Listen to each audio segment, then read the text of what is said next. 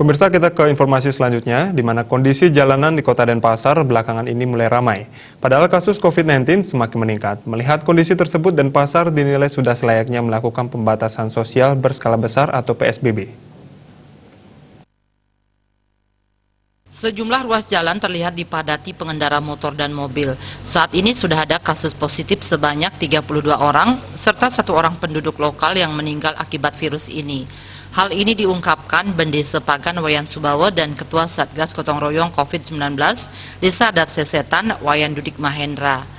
Wayan Subawa mengatakan dampak COVID-19 ini sudah dirasakan masyarakat. Pemerintah Kota Denpasar juga sudah melakukan berbagai langkah dalam upaya penanggulangan COVID-19 ini. Langkah-langkah dilakukan Pemkot Denpasar ini sebenarnya sudah mengarah pada kegiatan PSBB. Misalnya memberikan bantuan kepada keluarga terdampak dan bantuan lainnya kepada para petani dengan pupuk bersubsidi. Di sisi lain, perkembangan kasus COVID-19 juga belum ada tanda-tanda menurun. Bahkan Denpasar kini sudah ada 32 kasus positif.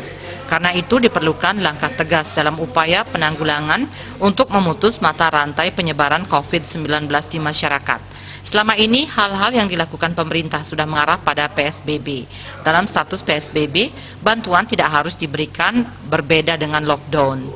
Hal senada juga diungkapkan Dudik Mahendra. Ketua Satgas Gotong Royong COVID-19 Sesetan ini mengatakan kondisi jalanan di Denpasar sudah kembali ramai.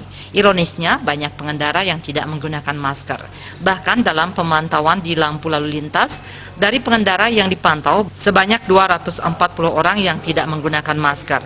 Melihat kondisi ini, Denpasar perlu melakukan PSBB.